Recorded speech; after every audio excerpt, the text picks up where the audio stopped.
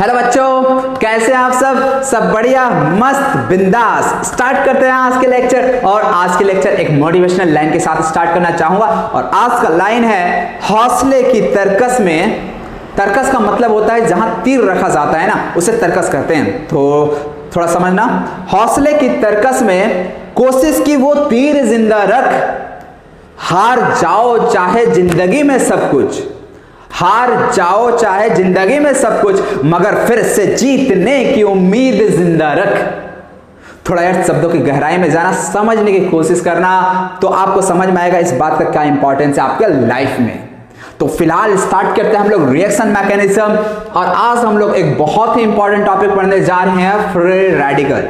तो ऐसा नहीं कि यार फ्री रेडिकल आप लोग फर्स्ट टाइम में सुन रहे हो, इससे पहले भी फ्री रेडिकल आप लोग जीओसी जनरल ऑर्गेनिक केमिस्ट्री में पढ़े हो, सुने हो।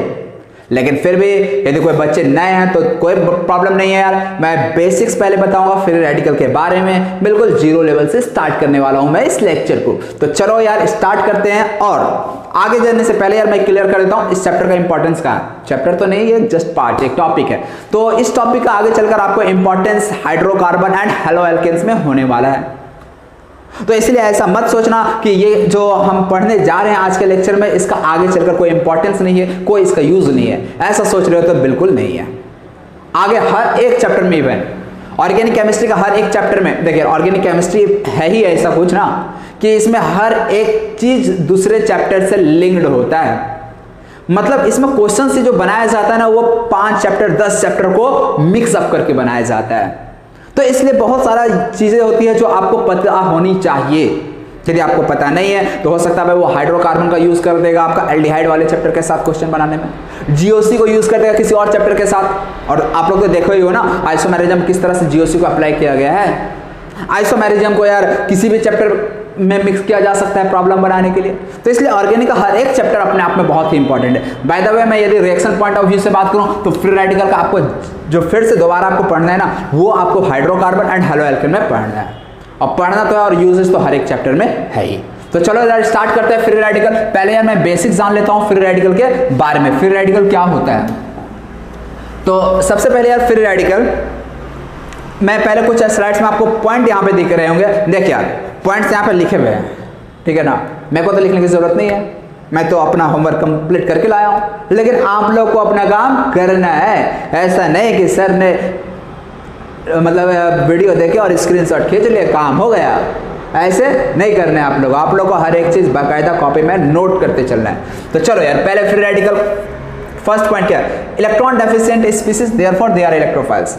फ्री रेडिकल क्या होता है, इलेक्ट्रॉन डेफिशिएंट स्पीसीज होता है। चलो मुझे नहीं पता क्या होता है नहीं होता, मैं बिल्कुल जीरो से स्टार्ट करता हूं फ्री रेडिकल। किसी बच्चे को यदि नहीं भी पता फ्री रेडिकल क्या होता है, घबराने की जरूरत नहीं है बिल्कुल, क्योंकि मैं चल रहा हूं बिल्कुल बेसिक से।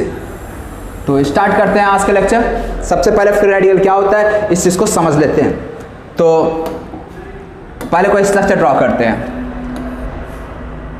मान लो CH H, जरा समझना, ध्यान से समझना फ्री रेडिकल, जिन बच्चों को नहीं समझ आया अब तक। अब यहां पे मैं यदि किसी बॉन्ड को देखूं ध्यान से, किसी बॉन्ड को ध्यान से देखूं, तो इसमें क्या होगा, एक इलेक्ट्रॉन कार्बन का रहा होगा। हर एक बॉन्ड में 2 इलेक्ट्रॉन इन्वॉल्व होता है, इतना तो यार पता है। बच्चे को पता है यार, उम्मीद है। हर बॉन्ड में 2 इलेक्ट्रॉन, एक 1 बॉन्ड रिप्रेजेंट्स 2 इलेक्ट्रॉन, और 2 इलेक्ट्रॉन में 1 इलेक्ट्रॉन इस एटम का रहेगा, तो 1 इलेक्ट्रॉन इस एटम से रहेगा। शेयरिंग ऑफ इलेक्ट्रॉन से ही ना बनता है कोवेलेंट बॉन्ड। तो कोवेलेंट बॉन्ड में क्या रहा होगा, 1 इलेक्ट्रॉन तो कार्बन का रहा होगा, 1 इलेक्ट्रॉन हाइड्रोजन का रहा होगा। और अब हम इसे क्या कर रहे हैं, होमोलाइटिकली बॉन्ड को ब्रेक कर रहे हैं। बॉन्ड फिजन 2 टाइप का होता है, एक होमोलाइटिक बॉन्ड फिजन होता है और दूसरा हेटेरोलाइटिक बॉन्ड फिजन होता है। तो यहाँ पे हमने बॉन्ड को होमोलाइटिकली बॉन्ड को ब्रेक किया। होमोलाइटिकली का मतलब जो इलेक्ट्रॉन कार्बन का था वो कार्बन को मिल जाएगा, और जो इलेक्ट्रॉन हाइड्रोजन का था वो हाइड्रोजन को मिल जाएगा। जब ऐसा करेंगे तो हमें देखो यार क्या मिलने वाला है, C के साथ H, यहाँ H, यहाँ H और यहाँ पे H के पास एक डॉट आ जाएगा, इसका अपना इलेक्ट्रॉन। हाइड्रोजन का जो अपना इलेक्ट्रॉन है वो यहाँ पे आ जाएगा। एक काम करता हूँ, देखिए ये सब गलती से लग गया, ठीक है चलो। और कार्बन का जो अपना इलेक्ट्रॉन है ना, वो कार्बन के पास रह जाएगा। अब थोड़ा हम लोग इस स्पीसीज का स्टडी करेंगे, ठीक है ना। इस स्पीसीज का हम लोग थोड़ा डिटेल स्टडी करने वाले हैं अभी।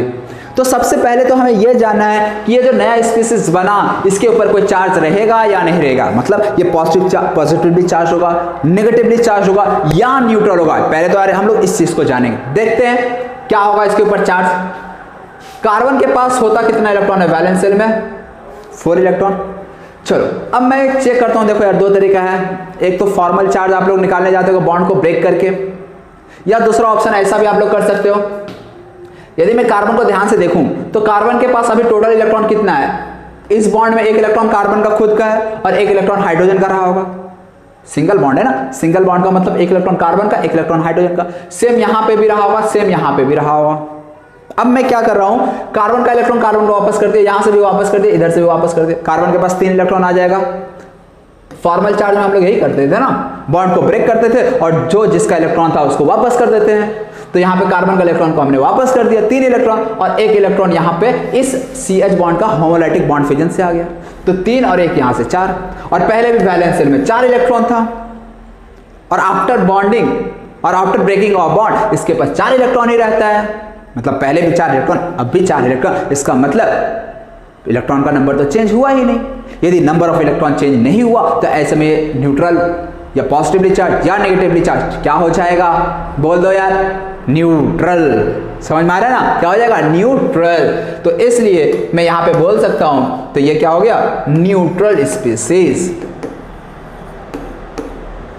समझ में आ रहा है? देखिए नेगेटिव चार्ज या पॉजिटिव चार्ज कब आता है? जब किसी एटम के पास इलेक्ट्रॉन वैलेंस शेल में जो पहले था ओरिजिनल कंडीशन में, जैसे यहां पे मैं बात करूं ओरिजिनल कंडीशन में कार्बन के वैलेंस शेल में 4 इलेक्ट्रॉन था, तो यहां पे यदि मैं देखूं तो अब क्या 4 से ज्यादा इलेक्ट्रॉन है या कम इलेक्ट्रॉन है या एक्जैक्टली उतना ही है? तो यदि 4 से ज्यादा इलेक्ट्रॉन हो जाता, मान लो यहां पे ऐसा होता, समझ लेना यार। देखो यार कार्बोकैटायन जब हम पढ़ा रहे थे, कार्बन आयन जब पढ़ा रहे थे तो ये चीज ज्यादा अच्छे से समझ में आता। जीओसी में ये चीज ऑलरेडी हम बताए भी हैं, ठीक है। फिर से यार जो बच्चे बिल्कुल कुछ नहीं जानते वो भी देख लें। मान लो मैंने बॉन्ड को कुछ इस तरह से ब्रेक किया, ये हेटेरोलाइटिक बॉन्ड फ्यूजन होता। ऐसे में क्या होता? हाइड्रोजन का भी इलेक्ट्रॉन कार्बन को मिल जाता। यदि ऐसा होता तो यदि मैं स्ट्रक्चर को ध्यान से देखूं तो अब कार्बन का जो स्ट्रक्चर मिलेगा ऐसा कुछ मिलेगा। यहाँ पे कार्बन के पास 2 इलेक्ट्रॉन, और यदि यहाँ पे मैं देखूं चार्ज कार्बन के ऊपर क्या होगा तो चेक करो, 1 इलेक्ट्रॉन यहाँ से, 2 यहाँ से, 1 यहाँ से, 3, 1 1 1, 3 इलेक्ट्रॉन यहाँ से और 2 इलेक्ट्रॉन यहाँ से, 3 2 5 इलेक्ट्रॉन। 5 इलेक्ट्रॉन का मतलब क्या हो गया?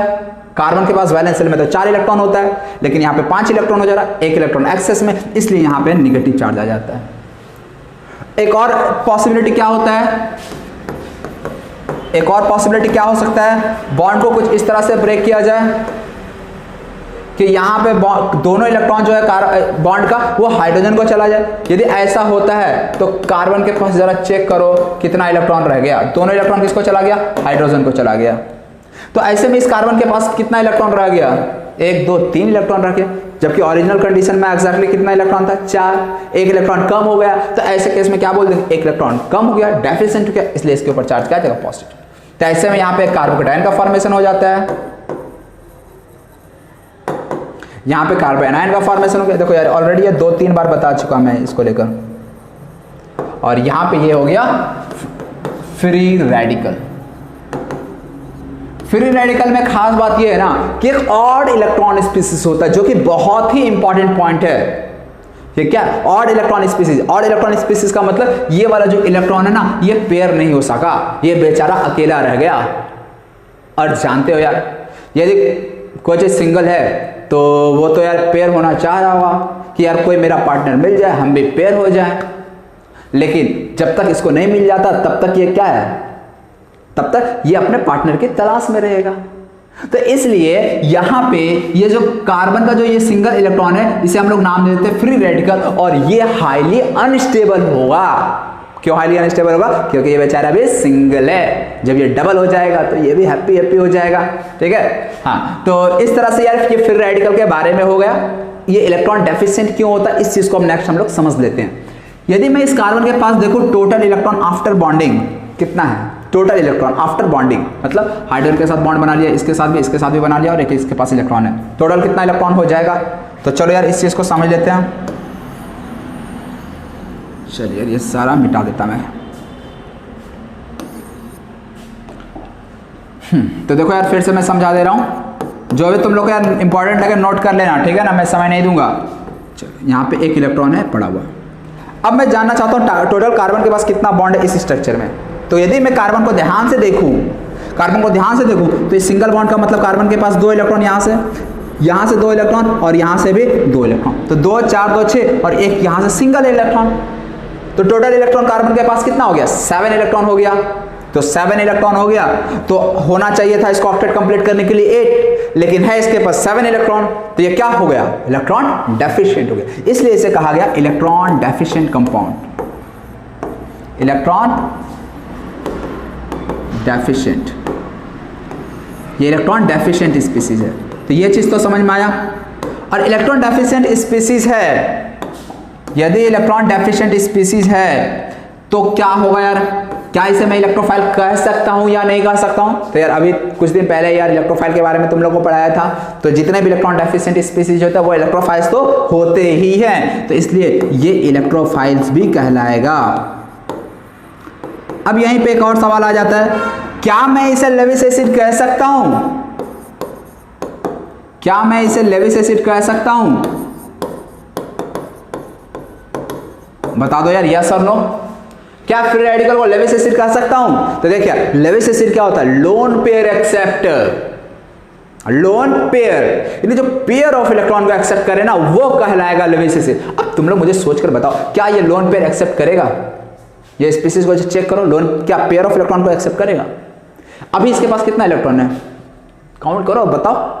7 इलेक्ट्रॉन है, दिख रहा है ना 7 इलेक्ट्रॉन। मान ले 2 इलेक्ट्रॉन इसने गेन कर लिया, जैसे 2 इलेक्ट्रॉन और गेन कर लेगा, टोटल इलेक्ट्रॉन काउंट करो और बताओ कितना हो गया?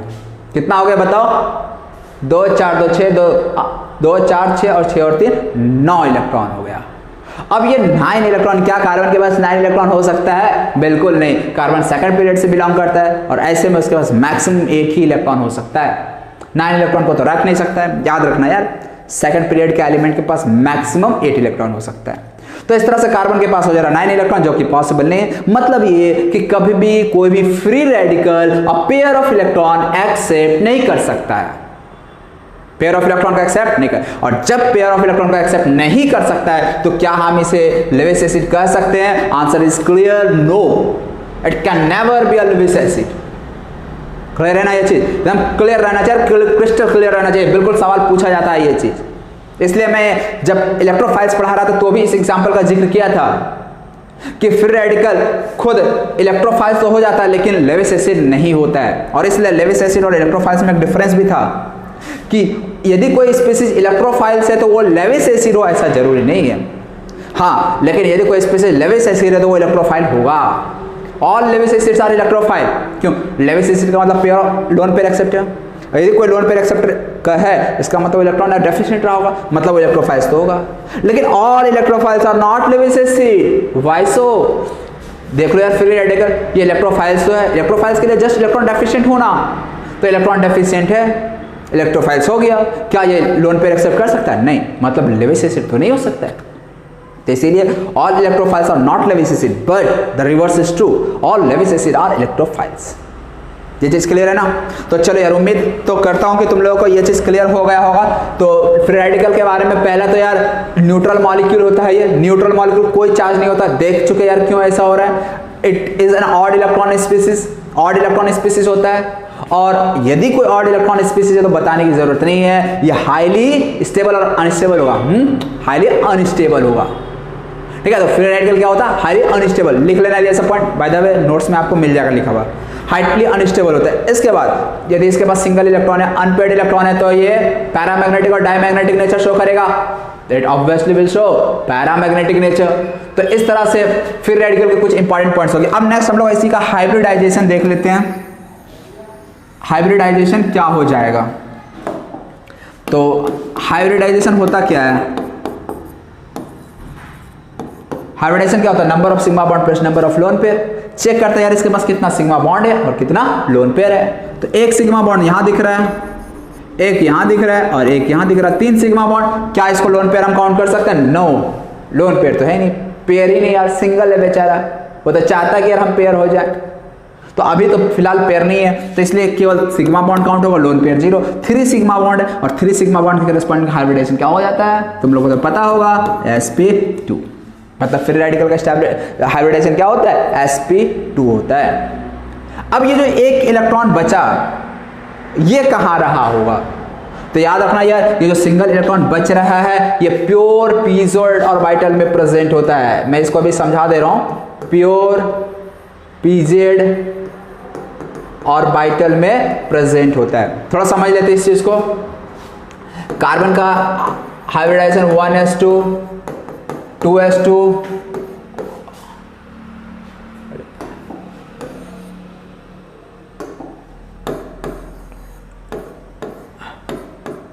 ये होता है। एक्साइटेड स्टेट की बात करूं तो कार्बन का इलेक्ट्रॉनिक कॉन्फ़िगरेशन क्या हो जाएगा, एक्साइटेड स्टेट में ये इलेक्ट्रॉन जो पेयर्ड है ये अनपेयर्ड होकर यहां चला जाएगा एक, तो इसके पास 4 अनपेयर्ड इलेक्ट्रॉन, जिसमें से ये केवल 3 ही ऑर्बिटल को हाइब्रिडाइज यहां पे होगा, एक s और 2 p का ऑर्बिटल, एक s और 2 p का ऑर्बिटल। तो ऐसे में कार्बन का जो इलेक्ट्रॉनिक कॉन्फ़िगरेशन जो होगा कुछ वो ऐसा होगा, एक s का और 2 p का, और ये तीनों मिलकर क्या बना देगा, sp2 sp2 और sp2 का 3 ऑर्बिटल, तीनों के तीनों हाइब्रिडाइज हो गया। और यहां पे ये जो इलेक्ट्रॉन सिंगल था ये पड़ा रह जाएगा, ये सिंगल इलेक्ट्रॉन पड़ा रह जाएगा। तो यहां पे तो दिख रहा है ये सिंगल इलेक्ट्रॉन जो था यही क्या है, sp2 हाइब्रिडाइज ऑर्बिटल में पड़ा है, जो कि हाइड्रोजन के साथ दिख रहे हैं। हाइड्रोजन आएगा इसको एक इलेक्ट्रॉन दे देगा, हाइड्रोजन आएगा एक इलेक्ट्रॉन इसको दे देगा, हाइड्रोजन आएगा इसको एक इलेक्ट्रॉन दे देगा। तो इस तरह से तो यार ये पेयर्ड हो गया। लेकिन यदि यहां पे मैं देखूं तो ये जो सिंगल इलेक्ट्रॉन है ये हाइब्रिडाइज्ड ऑर्बिटल में नहीं प्रेजेंट है, ये प्योर p ऑर्बिटल में प्रेजेंट है, pz ऑर्बिटल में। और इसलिए इसे हम लोग ऐसा भी कह सकते हैं कि ये जो इलेक्ट्रॉन है ये अनहाइब्रिडाइज्ड ऑर्बिटल में प्रेजेंट है। अनहाइब्रिडाइज्ड क्यों, इस ऑर्बिटल का तो हाइब्रिडाइजेशन हुआ ही नहीं, तो इसलिए यहां पे हम ऐसा भी बोल सकते हैं ये जो ऑड इलेक्ट्रॉन जो दिख रहा है ये कहां प्रेजेंट है, ये अनहाइब्रिडाइज्ड ऑर्बिटल में प्रेजेंट है। समझ रहे हो ये चीज, सवाल ये भी पूछा जा सकता है। चलो, तो ये तो हो गया फिर रेडिकल से रिलेटेड कुछ इंपॉर्टेंट पॉइंट्स। एक और पॉइंट इसमें रह रहा है, देखो O2 के बारे में। O2 क्या होता है, पैरामैग्नेटिक स्पीसीज होता है या डायमैग्नेटिक स्पीसीज होता है O2, बताओगे यार तुम लोग। मैं मिटा दूं पूरा बोर्ड, चलो यार मिटा देता हूं, तुम लोग नोट कर लेना यार, स्क्रीनशॉट लेना हो तो ले सकते हो तुम लोग। चलिए मैंने बोर्ड को क्लीन कर दिया। अब O2 के मैं बात कर रहा हूं, O2 इज पैरामैग्नेटिक और डायमैग्नेटिक, कैन एनीबॉडी आंसर, क्या होगा O2, तो O2 यार जान लो ये पैरामैग्नेटिक बिहेवियर शो करता है। क्यों पैरामैग्नेटिक बिहेवियर शो करता है, क्यों यार जल्दी से बता दो, क्योंकि इसके पास अनपेयर्ड इलेक्ट्रॉन होता है। अब तुम लोग सोच रहे होगे सर ऑक्सीजन के पास कैसे अनपेयर्ड इलेक्ट्रॉन होता है, हमको तो सबका सब पेयर्ड दिख रहा है। तो देख यार हम लोग पढ़े थे MOT, किसी को मोटी नहीं कर रहे, हाँ यहाँ पे MOT वो मॉलिक्यूलर ऑर्बिटल थ्योरी जो केमिकल बॉन्डिंग में पढ़े थे ना, उस MOT की बात कर रहा हूं मैं। तो उस MOT में मैंने पढ़ा था कि O2 जो होता है उसके पास 16 इलेक्ट्रॉन है 16 इलेक्ट्रॉन, कोई बात नहीं, लेकिन वहां पे दो अनपेयर्ड इलेक्ट्रॉन प्रेजेंट होता है, दो अनपेयर्ड इलेक्ट्रॉन प्रेजेंट होता है। और ये हम लोग इस थ्योरी से एक्सप्लेन नहीं कर सकते केमिकल बॉन्डिंग का, उसके लिए हम लोग कौन सा थ्योरी पढ़ते हैं, हम लोग उसके लिए पढ़ते हैं MOT मॉलिक्यूलर ऑर्बिटल थ्योरी। और उससे एक्सप्लेन किया जाता है कि ऑक्सीजन O2 मॉलिक्यूल जो है ना इसके पास 2 अनपेयर्ड इलेक्ट्रॉन होते हैं, इट हैज 2 अनपेयर्ड इलेक्ट्रॉन। अब 2 अनपेयर्ड इलेक्ट्रॉन है, और यदि मैं मान लो किसी कंटेनर में फ्री रेडिकल रिएक्शन चल रहा है, फ्री रेडिकल रिएक्शन चल रहा है, और मैं उस फ्री रेडिकल को न्यूट्रलाइज करना चाहता हूं, तो कैसे न्यूट्रलाइज होगा यार, कैसे जरा सोचो। तो हम लोग क्या करते हैं, यदि किसी कंटेनर में फ्री रेडिकल रिएक्शन चल रहा है तो हम लोग उसमें क्या करते हैं, O2 इंसर्ट कर देते हैं। जैसे O2 गैस इसमें इंसर्ट करेंगे तो होता क्या है जरा समझना यार, होता क्या है, O2 गैस जैसे इंसर्ट करेंगे तो O2 का जो अनपेयर्ड इलेक्ट्रॉन है ना वो फ्री रेडिकल के अनपेयर्ड इलेक्ट्रॉन के साथ कंबाइन कर जाएगा। मान ले एक स्पीसीज है जिसपे एक इलेक्ट्रॉन है, एक दूसरा स्पीसीज है जिसके पास एक और अनपेयर्ड इलेक्ट्रॉन है, ये भी सिंगल ये भी सिंगल, दोनों सिंगल सिंगल। यदि 2 सिंगल सिंगल आएगा, इसको भी तलाश था भाई एक इलेक्ट्रॉन की, इस बी को भी तलाश था कि हमको कहीं से एक इलेक्ट्रॉन मिल जाए। यदि ये इसका इलेक्ट्रॉन शेयर करेगा तो काम बन जाएगा इस दोनों का, दोनों डबल हो जाएगा सिंगल से और दोनों हैप्पी हो जाएगा। इसलिए यहाँ पे क्या होगा, इस दोनों के बीच में बॉन्डिंग हो जाएगा और यहाँ पे ए और बी अपना इलेक्ट्रॉन देकर ए भी बना देगा। तो इसका तो ऑक्टेट इनकम्प्लीट था, लेकिन ये इलेक्ट्रॉन जब शेयर किया तो ये क्या हो गया, स्टेबल, मतलब न्यूट्रल हो गया। समझे? तो यही काम O2 अंदर जाकर करता है। जितने भी फ्री रेडिकल पड़े थे ना, सबको यार बोलता है यार हम भी सिंगल है, तुम भी सिंगल, चल यार इलेक्ट्रॉन हम तुमको, तुम हमको दो, बात बराबर, हम भी न्यूट्रल तुम भी न्यूट्रल, बॉन्डिंग हो गया। ठीक, तो इस तरह से सारा फ्री रेडिकल को न्यूट्रलाइज कर देता है, मतलब रिएक्शन को एक तरह से एंड कर देता है। तो इसलिए यदि कहीं फ्री रेडिकल रिएक्शन चल रहा है, आपको रिएक्शन को एंड करना है, खत्म करना है, स्टॉप करना है, तो O2 जाकर डाल दो, काम खत्म। समझे ये चीज? तो चलो यार अब हम लोग फिर से ओरिजिनल स्लाइड पे आते हैं। हाँ, कुछ इंपॉर्टेंट पॉइंट्स थे, एक बार फिर से यार जान लेते हैं सभी इंपॉर्टेंट पॉइंट्स को। फर्स्ट पॉइंट है इलेक्ट्रॉन डेफिशिएंट स्पीसीज, बताने की जरूरत नहीं है। फ्री रेडिकल के केस में केवल कार्बन के पास कितना इलेक्ट्रॉन होता है, 7 इलेक्ट्रॉन, ओनली 7 इलेक्ट्रॉन होता है, इसलिए इलेक्ट्रॉन डेफिशिएंट स्पीसीज तो होगा। Therefore they are electrophiles. Electron deficient है तो वो इलेक्ट्रोफाइल्स होगा ही होगा, सोचना ही नहीं, दिमाग लगाने की जरूरत ही नहीं है। आगे यार, it is not a Lewis acid, बता दिया यार, लेविस एसिड के लिए लोन पेयर एक्सेप्टेड होना चाहिए, फिर रेडिकल पेयर ऑफ इलेक्ट्रॉन को एक्सेप्ट कर ही नहीं सकता। क्यों नहीं कर सकता? क्योंकि यार जैसे 2 इलेक्ट्रॉन लेगा, इसके पास 7 2 9 इलेक्ट्रॉन हो जाएगा, 9 इलेक्ट्रॉन को रख नहीं सकता। मैक्सिमम कैपेसिटी 8 इलेक्ट्रॉन को होल्ड करने का होता है, किसी भी सेकंड पीरियड एलिमेंट के साथ है, कार्बन हो, ऑक्सीजन हो, नाइट्रोजन हो, फ्लोरीन हो, ये सब मैक्सिमम 8 इलेक्ट्रॉन ही वैलेंस शेल में रख सकता है। तो इसलिए यार ये पेयर ऑफ इलेक्ट्रॉन गेन कर नहीं सकता। थर्ड है इन अनपेयर्ड इलेक्ट्रॉन होता है, देयरफॉर पैरामैग्नेटिक इन नेचर। चलिए यार ये भी ऑलरेडी तुम लोग समझ चुके हो।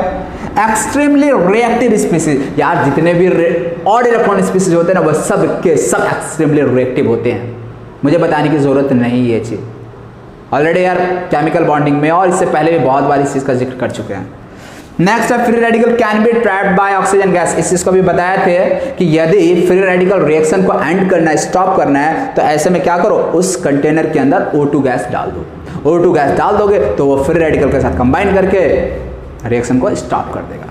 तो इस तरह से फ्री रेडिकल रिएक्शन को यदि रोकना हो तो ऐसे में हम लोग ऑक्सीजन गैस यूज करते हैं। नेक्स्ट पॉइंट है 3 sigma bond, no lone pair है, ठीक है, लोन का स्पेलिंग सही कर लेना, LONE, नो लोन पे।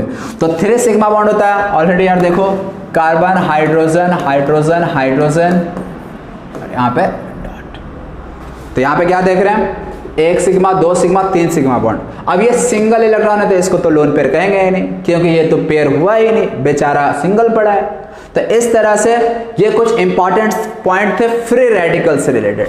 देखो यार ये चीज जानना जरूरी है, मुझे बताने की जरूरत नहीं थी, क्योंकि ऑलरेडी यार ये चीज GOC में पढ़ कर आए थे, लेकिन फिर भी मैंने बेसिक से बता दिया, क्योंकि यदि कोई बच्चे फ्री रेडिकल के बारे में नहीं जानते थे तो अब उम्मीद है आप लोग को पता चल चुका होगा। तो अब हम लोग नेक्स्ट स्लाइड पे जो आएंगे, जो कि ज़्यादा इंपॉर्टेंट है, और वो है फ्री रेडिकल का रिएक्शन।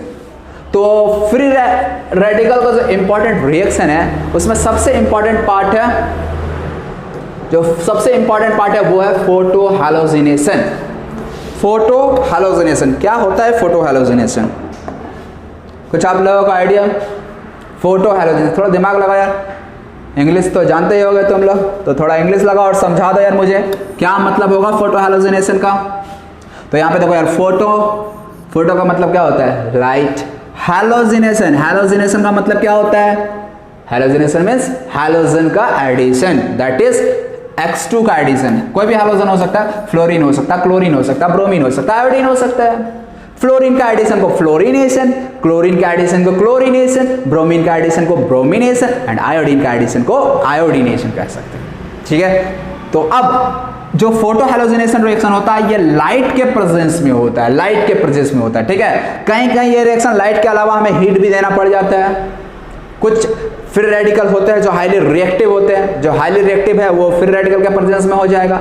जो थोड़ा लेस रिएक्टिव है उसको हम लोग हीट सप्लाई करते हैं ताकि वो रिएक्शन हो जाए।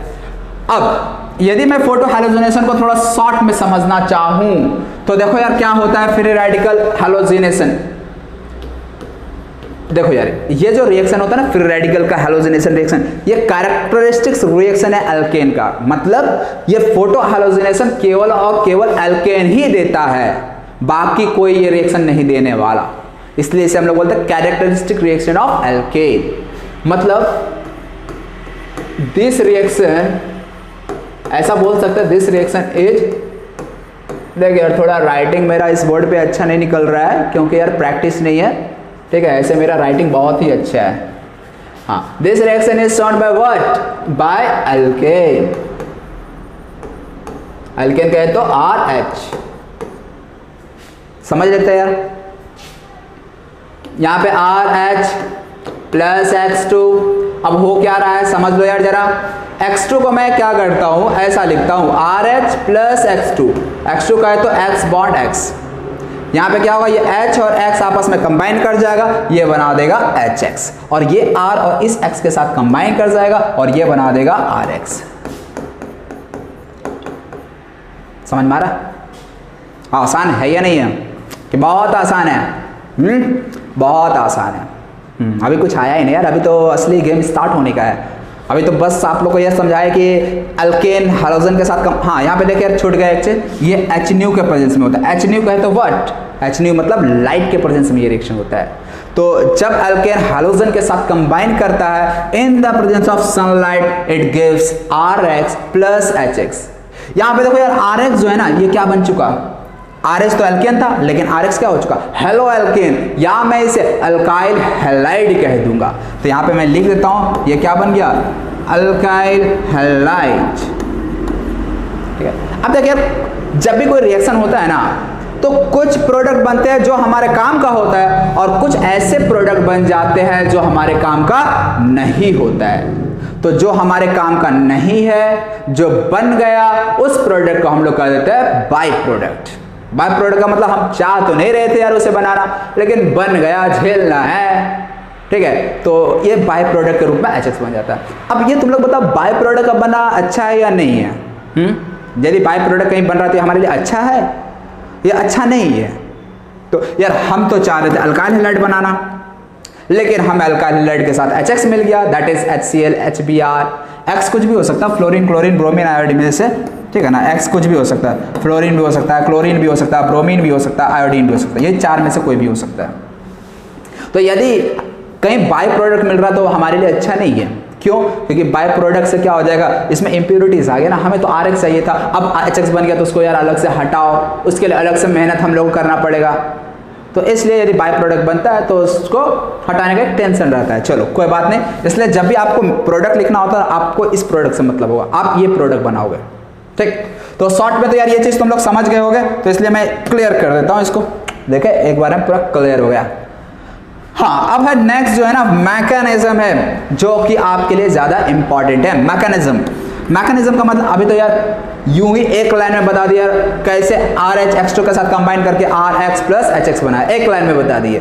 कैसे बताया यार, RH था, X2 था। देखो इसको और अच्छे से मैं फिर से बता देता हूं। X2 को मैंने ऐसा लिखा, करना क्या है, RH को तोड़ो, XX को तोड़ो, हर जगह बॉन्ड को तोड़ के फ्री रेडिकल डालते चलो। उसके बाद R को X के साथ, H को X के साथ जोड़ दो। जैसे ही R को X के साथ जोड़ेंगे तो RX बन जाएगा प्लस HX, बस।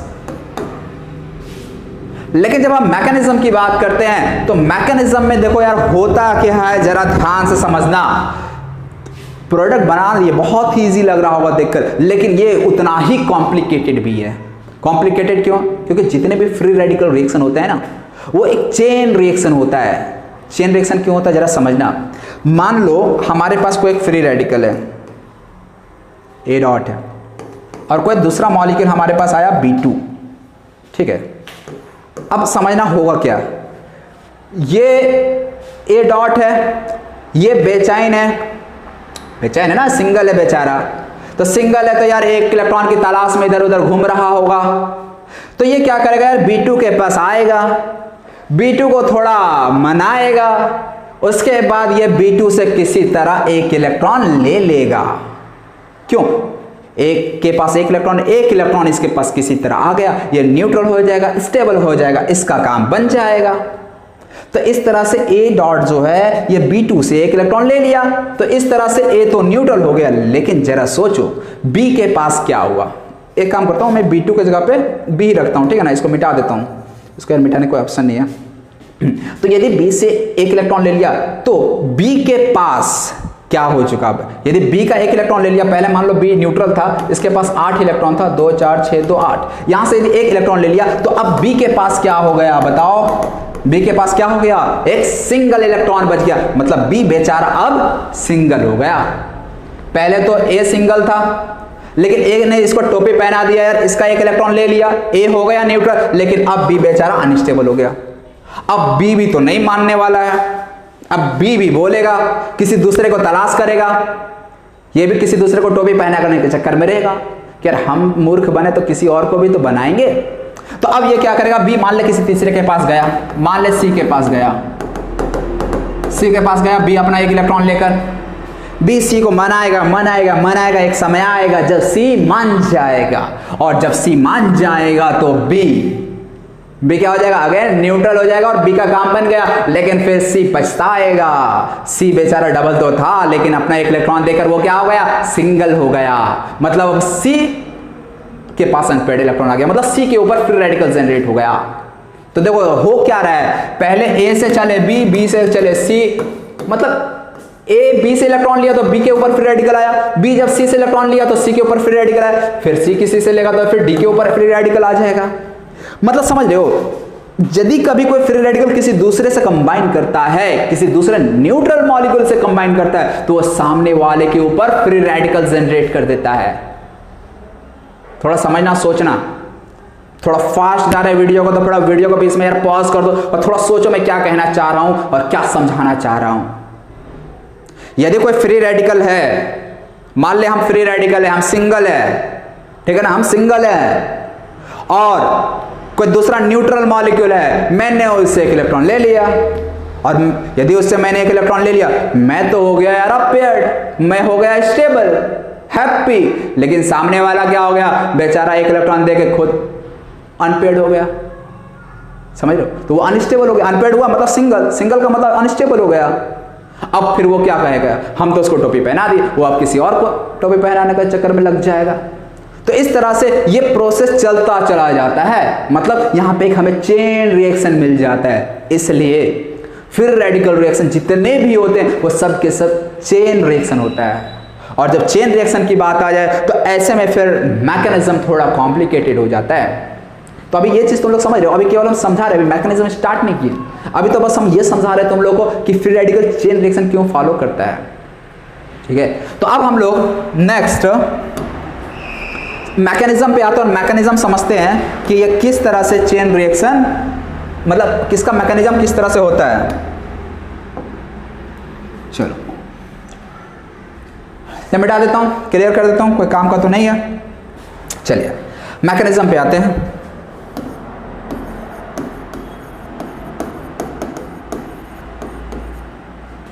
मैकेनिज्म पे आते हैं तो देखो, चेन, कोई भी चेन रिएक्शन जब होता है तो उसमें 3 मेन स्टेप होता है, खासकर फ्री रेडिकल के हैलोजनेशन रिएक्शन में 3 मेन स्टेप होता है। फर्स्ट स्टेप है चेन इनिशिएशन स्टेप, मैं पहले तीनों स्टेप लिख देता हूं। स्टेप 1 में होता है चेन इनिशिएशन स्टेप,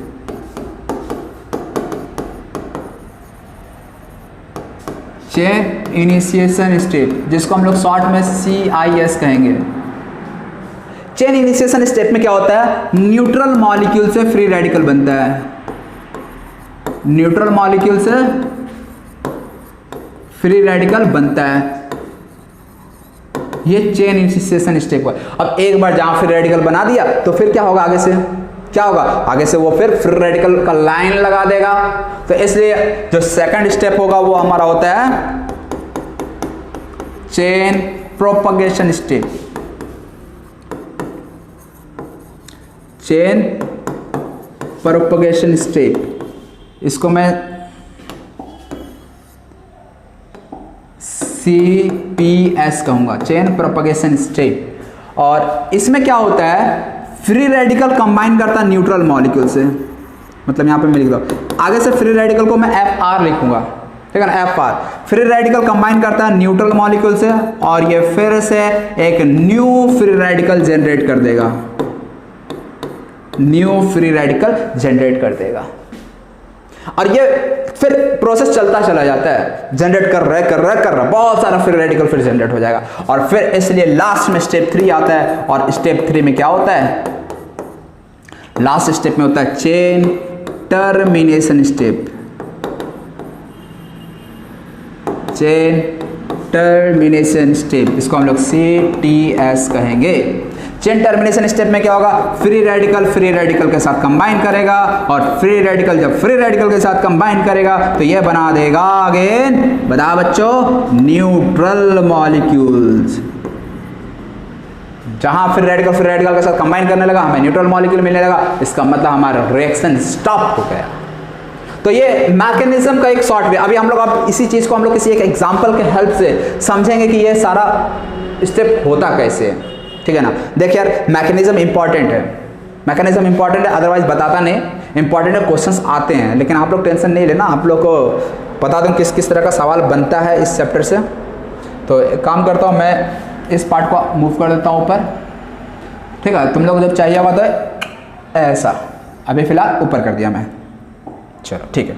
अब हम लोग फर्स्ट स्टेप में आता है chain initiation step. First step है चेन इनिशिएशन स्टेप में क्या होगा, मान लो हमारे पास Cl2 है, Cl2H न्यू के प्रेजेंस में, दैट इज लाइट के प्रेजेंस में, ये ब्रेक डाउन कर जाएगा 2Cl डॉट में। चेन इनिशिएशन स्टेप हो गया। इसके बाद चेन प्रोपगेशन स्टेप में क्या होता है समझना जरा। चेन इनिशिएशन सिस्टम पे हाइड्रोजन जो होता है वो फ्री रेडिकल में ब्रेक डाउन कर जाता है, ठीक है ना, बस यही काम है। अब एक बार यदि फ्री रेडिकल जनरेट हो गया तो अब वो पूरे रिएक्शन में फ्री रेडिकल जनरेट करेगा। एक काम करता हूं मैं, जो ओवरऑल रिएक्शन यहां पे हम लोग करा रहे हैं ऐसा समझ लो, CH4 प्लस Cl2 है, H न्यू के प्रेजेंस में ये रिएक्शन हो रहा है, ये बना क्या देगा, फाइनल प्रोडक्ट बता सकते हो, तो ये बना देगा CH3Cl प्लस HCl। समझ में आ रहा है ना कैसे बन रहा है। Cl डॉट में टूटेगा ये, यहां से CH3 डॉट H डॉट बनेगा, CH3Cl के साथ कंबाइन करके CH3Cl, ये फाइनल प्रोडक्ट बन रहा है। अब यही फाइनल प्रोडक्ट कैसे बनेगा इसी चीज को हमें यहां समझना है मैकेनिज्म में। तो चलो यार हम ऊपर कर देते हैं फिर से। चेन इनिशिएशन स्टेप में फ्री रेडिकल बन गया। अब जैसे ही फ्री रेडिकल बना,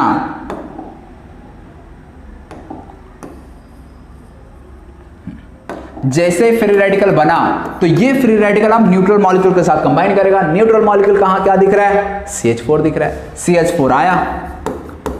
अब ये Cl डॉट CH4 को टोपी पहनाएगा, मतलब Cl डॉट CH4 को मूर्ख बनाएगा। किसी तरह ये CH4 से फिर रेडिकल ले लेगा, एक इलेक्ट्रॉन ले लेगा, लेकिन जैसे ही एक इलेक्ट्रॉन इसके पास आ जाएगा ना तो यहाँ पे इसके ऊपर अब फिर रेडिकल जनरेट हो जाएगा। मतलब CH4 ऐसा समझना जरा यार। यहाँ पे एक और इंपॉर्टेंट पॉइंट है, CH4 को मैं ऐसा लिख सकता हूँ ना। तो देखो यार होगा क्या यहाँ पे देखो यार, दो पॉसिबिलिटी है प्रोडक्ट बनाने का। फर्स्ट पॉसिबिलिटी क्या है, CH3 ऐसा समझना। यहाँ एक इंपॉर्टेंट चीज आप लोगों को बताने वाला हूं मैं, जो कि क्वेश्चंस में अभी आते भी हैं। तो पहला पॉसिबिलिटी है, तो ये Cl जो है ये CH3 के साथ कंबाइन कर सकता है। यदि ऐसा होता है तो हमें प्रोडक्ट मिल जाएगा CH3Cl प्लस H डॉट। एक ये दूसरा पॉसिबिलिटी क्या है, ये पॉसिबिलिटी 1 है, ठीक है ना, मैं लिख नहीं रहा हूं कुछ, पॉसिबिलिटी 1 है। सेकंड पॉसिबिलिटी क्या है, ये Cl डॉट इस H डॉट के साथ कंबाइन कर जाएगा।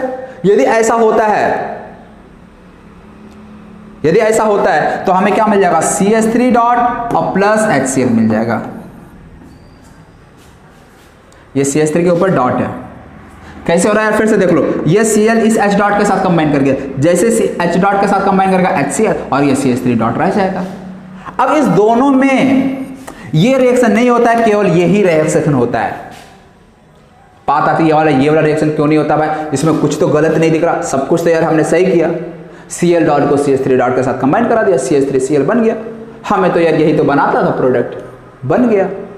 लेकिन जानो यार ऐसा नहीं होता। क्यों नहीं होता, क्योंकि यहाँ पे जो H डॉट बन रहा है, याद रखिएगा H डॉट हाईली अनस्टेबल होता है। नोट करके लिख लो, H dot is highly unstable. और इसलिए यदि किसी स्टेप में नहीं, कहीं भी यदि H डॉट बन रहा है तो उसे बनने नहीं देना, क्योंकि वो हाईली अनस्टेबल होता है। इसलिए यदि मान लो आपको 4 ऑप्शन दे दिया जाए और किसी ऑप्शन में आपको H डॉट दिख जाए प्रोडक्ट साइड, जैसे मान लो यही H डॉट यहाँ पे दिख गया, इसका मतलब this step is not feasible. क्योंकि H डॉट हाईली अनस्टेबल होता है। तो इस चीज को लिख लेना, H dot is highly, H dot is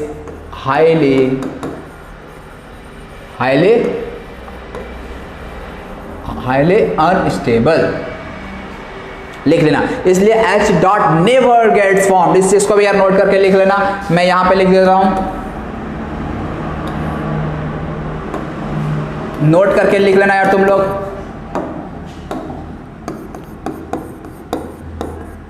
H dot never gets formed as it is highly unstable।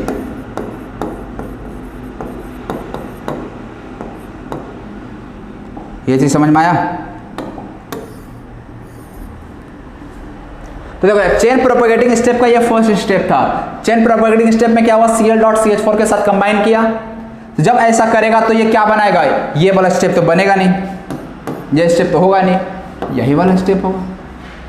तो इसलिए हम लोग एक काम करते हैं, इस चीज को मिटा देते क्योंकि ये बनने वाला नहीं है। इस चीज को भी मिटा देते हैं। आते हैं फिर से यार हम लोग अपने जगह पे। तो यहां से बनेगा क्या, CH4 के साथ जब कंबाइन करेगा तो ये बना देगा CH3 डॉट प्लस HCl। ये जो समझ में आया? अब यदि ये CH3 डॉट बना तो अब फिर से यार ये किसी दूसरे फ्री रेडिकल को खोजेगा, मतलब न्यूट्रल मॉलिक्यूल को खोजेगा, और ये CH3 डॉट किसके साथ कंबाइन कर जाएगा, कौन सा न्यूट्रल मॉलिक्यूल पड़ा है, Cl2 तो पड़ा है। रिएक्शन मिक्सर में क्या क्या है, CH4 है और Cl2 है। तो ये CH3 डॉट जो यहाँ पे बना ये Cl2 के साथ कंबाइन कर जाएगा। यही Cl डॉट तो इसको यार मूर्ख बनाया था, तो अब यही CH3 डॉट जो है अब Cl2 को वापस मूर्ख बनाएगा। बोलेगा यार तुम मेरे से एक इलेक्ट्रॉन लिए थे ना, देख Cl2 इससे एक इलेक्ट्रॉन लिया था ना, ये तो Cl हो गया HCl बन के न्यूट्रल, लेकिन ये बेचारा फिर रेडिकल में कन्वर्ट हो गया। तो अब क्या करेगा, CH3 डॉट Cl2 के साथ कंबाइन करेगा, ये क्या बना देगा अब देखिए यार CH3 Cl2 को तोड़ेगा Cl डॉट में, Cl2 को किस तरह से तोड़ेंगे, Cl डॉट में, और जैसे Cl डॉट में तोड़ेंगे तो एक Cl डॉट इस डॉट के साथ कंबाइन कर जाएगा, बन जाएगा CH3Cl, और एक और Cl डॉट यहाँ पे जनरेट हो जाएगा। समझ में आ रहा है? तो ये CH3Cl2 के साथ कंबाइन करके CH3Cl बना दिया, और यही हमारा मोनो हैलाइड प्रोडक्ट है जो हमें चाहिए था। समझ में आया क्या हो रहा है रिएक्शन में? उम्मीद है यार तुम लोगों को ये चीज समझ में आ रहा होगा। नहीं समझ में आ रहा तो वीडियो को फिर से प्ले करके देख लो यार, समझ में और अच्छे से आ जाएगा। थोड़ा मैं ज़्यादा ही डेप्थ में बता रहा हूँ, ठीक है ना, ताकि यार किसी भी आप बुक से क्वेश्चन उठाओ ना तो आपसे बनना चाहिए। ऐसा नहीं कि यार कोई बुक उठा ली और नहीं बन रहा, ऐसा नहीं होगा। एक बार आप लोग लेक्चर अच्छे से देखते हो, समझते हो, और उसके बाद कोई भी बुक उठाते हो ना तो क्वेश्चन डेफिनेटली बनेगा। तो ये तो हो गया यार मोनोहैलाइड का फॉर्मेशन। अब इसी में देखो यार दूसरा पॉसिबिलिटी क्या है ना, अब ये जो Cl डॉट बना, ये Cl डॉट बना, अब तुम ही लोग बताओ Cl डॉट किसके साथ कंबाइन करेगा। हमारे पास रिएक्शन मिक्सर में CH4 एंड Cl2 है, CH4 एंड Cl2 है, तो CH4 और Cl2 में Cl2 के साथ तो कंबाइन करेगा ही नहीं, Cl2 के साथ कंबाइन करेगा तो फिर से वही रिएक्शन हो जाएगा, Cl डॉट ही बन जाएगा। तो ये Cl डॉट किसके साथ कंबाइन करेगा, CH4 के साथ कंबाइन करेगा। और यदि ये Cl डॉट CH4 के साथ कंबाइन करता है तो फिर से रिएक्शन ऊपर वाला है रिपीट कर जाएगा, मतलब Cl डॉट CH4 के साथ कंबाइन। देखिए समझना, हमारे पास रिएक्शन में क्या हम लिए थे, CH4 प्लस Cl2 ही लिए थे ना, यही लिए थे ना। यदि मान लो ये Cl पहले तो यार इससे कंबाइन कर नहीं सकता, मतलब नहीं करेगा यार। Cl डॉट यदि Cl2 के साथ ही कंबाइन कर क्या मतलब रह गया, फिर ये Cl इसके साथ सेम रिएक्शन हो गया ना। इस Cl2 को पहले तोड़ेगा डॉट डॉट में, एक Cl इसके साथ आएगा तो Cl2 प्लस एक Cl, रिएक्टेंट प्रोडक्ट सब सेम, क्या मतलब यार। तो इसको यार मिटाओ, कचरा हो गया ये। हाँ तो ये सब बेवकूफ़ी वाली बात ही नहीं करना यार, हम लोग समझदार बच्चे हैं ना, तुम लोग समझदार बच्चे हो। हाँ तो Cl डॉट किसके साथ कंबाइन करेगा, H डॉट, अरे यार अच्छा कोई बात नहीं, ये Cl डॉट किसके साथ कंबाइन करेगा, CH4। यदि Cl डॉट CH4 के साथ कंबाइन किया तो फिर मैं बोल सकता हूँ यही स्टेप, फर्स्ट वाला स्टेप रिपीट कर जाएगा, फिर से CH3 डॉट बनेगा, फिर वही CH3 डॉट फिर Cl2 पे अटैक करेगा और फिर CH3Cl प्लस Cl डॉट बना देगा, फिर से यही Cl डॉट बना, फिर से इसके बाद दो पॉसिबिलिटी Cl2 और CH4 पे अटैक करना, अगेन ये CH4 पे अटैक करेगा, फिर से यही स्टेप, फिर से CH3Cl बन जाएगा। तो यहां पे याद रखना यही स्टेप रिपीट तभी करेगा जब मिक्सचर में एल्केन एक्सेस अमाउंट में हो। ये इंपॉर्टेंट पॉइंट है। Cl डॉट यहां पे जो बना है ना, इसको यदि मैं ध्यान से देखूं ना तो इस Cl डॉट के पास दो ऑप्शन है अटैक करने का। एक Cl डॉट तो यार इस CH4 पे अटैक कर सकता है, सही बात है, सही बात है, लेकिन दूसरा ऑप्शन भी ये Cl2 इस CH3Cl जो यहां पे बन रहा है ना उस पे भी अटैक मार सकता है और वहां से H डॉट को एक चुरा सकता है। ये Cl डॉट इस H डॉट को चुराएगा तो यहां पे CH2Cl डॉट का फॉर्मेशन हो जाएगा। तो देखो यार एक काम करता हूं, एक काम, ये वाला मैं पॉइंट मिटा देता हूं, ठीक है ना, ये तुम लोग नोट कर लो, बहुत ही इंपॉर्टेंट पॉइंट है। H डॉट कभी भी रिएक्शन में नहीं बनना चाहिए, याद रखना यार तुम लोग। चलो तो यहां पे देखो यार जो Cl डॉट बना, ठीक है ना, जो Cl डॉट बना, तो चलो यार देखना समझना, यहां पे जो Cl डॉट बना, Cl डॉट, अरे यार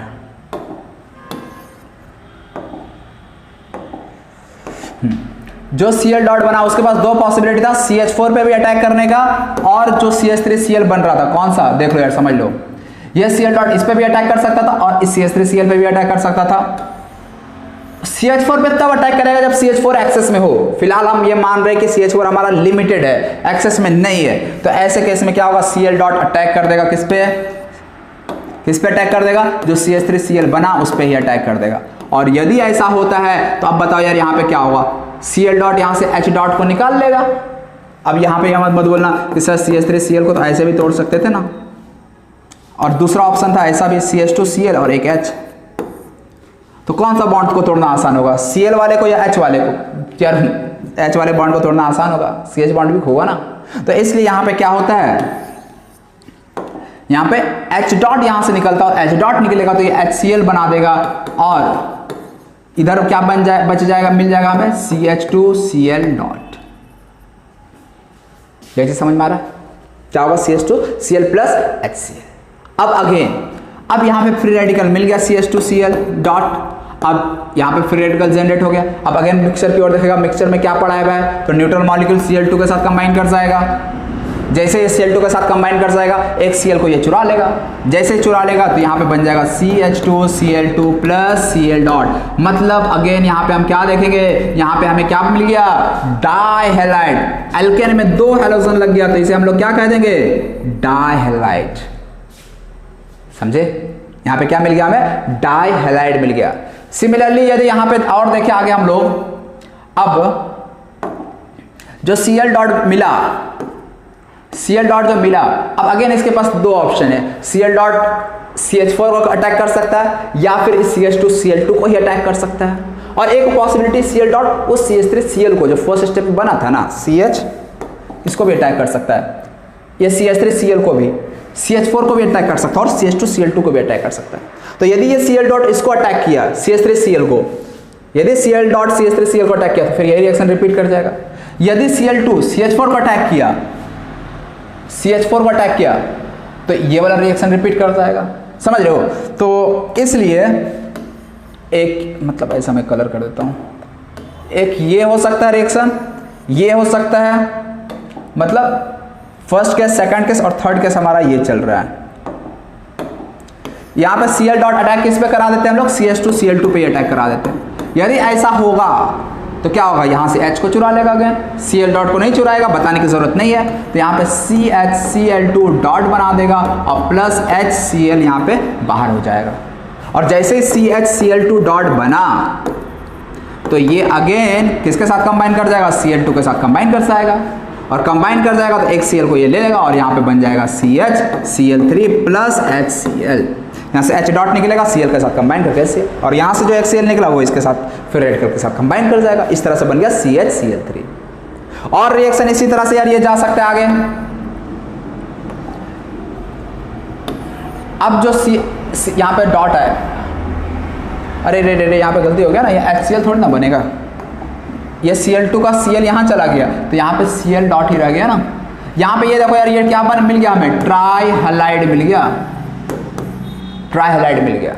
तो नेक्स्ट अब जो Cl डॉट बना अगेन उसको तलाशेगा भाई, CH4 को भी अटैक कर सकता है, CH3Cl को भी अटैक कर सकता है, CH2Cl2 को भी अटैक कर सकता है और एक पॉसिबिलिटी है CHCl3 को भी अटैक कर सकता है। तो हमने Cl डॉट को CHCl3 के साथ ही अटैक करा दिया।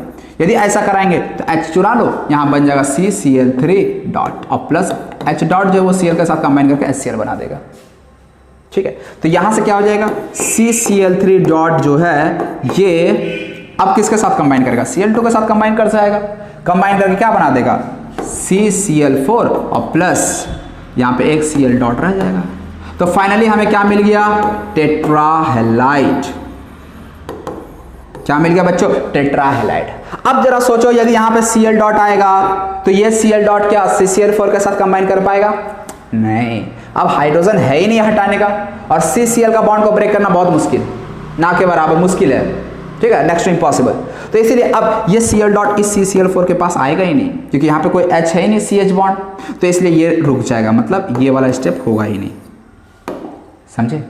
तो इस तरह से हम लोग क्या देख रहे हैं, क्या देख रहे हैं, पहले CH3Cl मोनोहेलाइड बना, फिर डाइहेलाइड बनेगा, फिर ट्राइहेलाइड बनेगा, फिर टेट्राहेलाइड बनेगा। तो मोनो, डाई, ट्राई, टेट्रा ये चारों पॉसिबिलिटी है।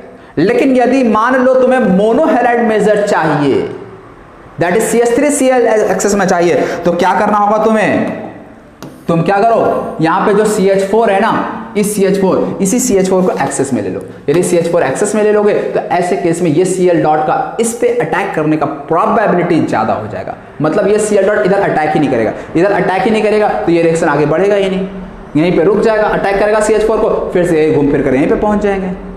समझ लो? तो इस तरह से ये जो मैकेनिज्म वाला पार्ट है, किस तरह से चेन प्रोपगेशन स्टेप चलता है, ये चीज क्लियर हो गया। अब हम लोग नेक्स्ट लास्ट स्टेप आएंगे, चेन टर्मिनेशन स्टेप। तो आप लोग यार नोट करना हो तो नोट कर लो इसे आप लोग। थोड़ा देखो यार, स्क्रीनशॉट ले लेना, थोड़ा ज्यादा ही छोटा हो गया,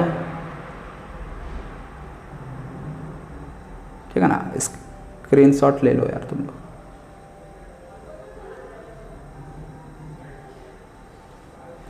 स्क्रीनशॉट ले लेना, काम चलाओ।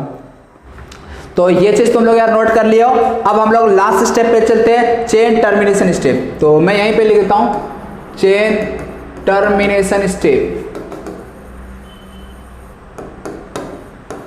Chain termination step. Last step में क्या होगा, चेन टर्मिनेशन, मतलब अब हम इस चेन रिएक्शन को रोकना है। तो रोकने के लिए क्या करेंगे, तो जितने भी फ्री रेडिकल फॉर्म हुए होंगे इस चेन प्रोपगेटिंग स्टेप में, जैसे बहुत सारे Cl डॉट हमें मिला, Cl डॉट CH3 डॉट मिला, CH3 डॉट मिला, मतलब जितने भी फ्री रेडिकल मिल रहे हैं वो चेन टर्मिनेशन स्टेप में आकर एक दूसरे से कंबाइन करता है और न्यूट्रलाइज हो जाता है। मतलब Cl डॉट कंबाइन करके Cl2 बना देगा, Cl डॉट CH3 के साथ कंबाइन करके CH3Cl बना देगा, CH3 डॉट के साथ कंबाइन करके CH3 बना देगा। मतलब जितने भी फ्री रेडिकल थे वो चेन टर्मिनेशन स्टेप में न्यूट्रल मॉलिक्यूल हो जाता है और इस तरह से हमारा चेन रिएक्शन स्टॉप कर जाता है और फ्री रेडिकल रिएक्शन यहां पे कंप्लीट होता है अपना। तो इतने सारे स्टेप्स इन्वॉल्व होते हैं चेन फ्री रेडिकल रिएक्शन में, और सारा का सारा टेंशन जो था वो कहां था, फ्री रेडिकल किसी के साथ कंबाइन कर रहा, वो नया फ्री रेडिकल जनरेट कर दे रहा, फिर वो फ्री रेडिकल किसी के साथ कंबाइन कर रहा, फिर से एक नया फ्री रेडिकल जनरेट हो जा रहा है। तो जो नया लास्ट में जो फ्री रेडिकल हमारा बचेगा वो कहां जाएगा, वो कैसे न्यूट्रलाइज होगा, तो उसको फिर हम लोग चेन टर्मिनेशन स्टेप पे खत्म कर देते हैं। समझ में आया? तो जितने भी फ्री रेडिकल बने होंगे सब के सब न्यूट्रलाइज हो जाते हैं। तो इस तरह से यार ये पूरा का पूरा प्रोसेस है चेन। फर्स्ट स्टेप था चेन इनिशिएशन स्टेप, फिर chain propagation step and then chain termination step. ठीक है, आपको यार जो भी नोट लगे यार नोट कर लेना आप लोग एक बार अच्छे से, और मैंने हर एक चीज कवर किया इसमें। अब थोड़ा आगे इसी में एक दो पॉइंट जो आपको नोट करके रखना है। पहला बात तो यार H डॉट कभी नहीं बनता है, H dot never gets form, ये फर्स्ट पॉइंट हो गया।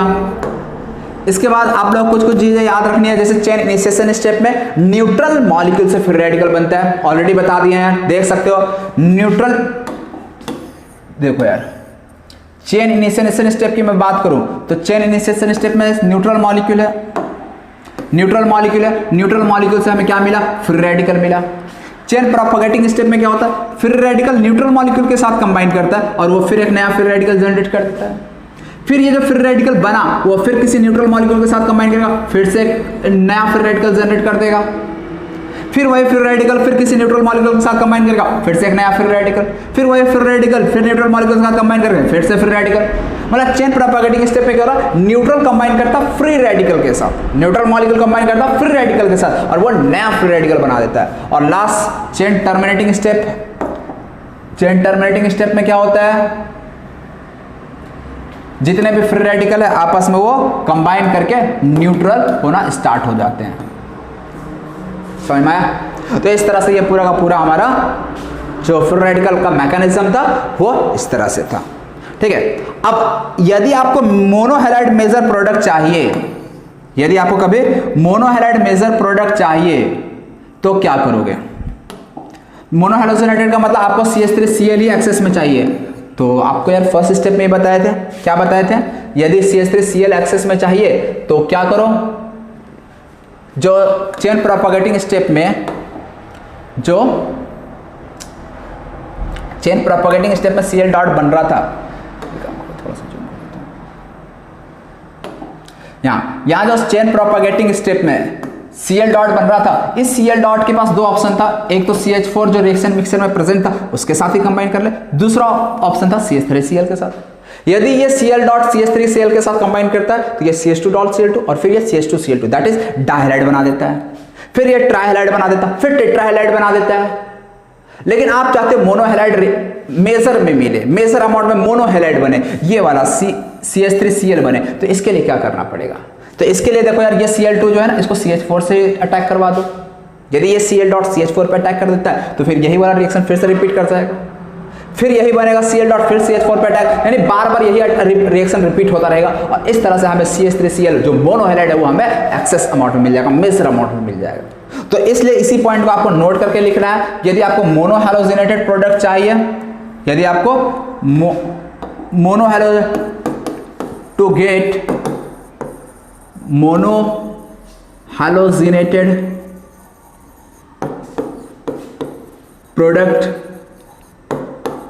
एज मेजर, यदि आपको मोनोहैलोजेनेटेड प्रोडक्ट मेजर चाहिए तो इसके लिए क्या करो, टेक अल्केनिन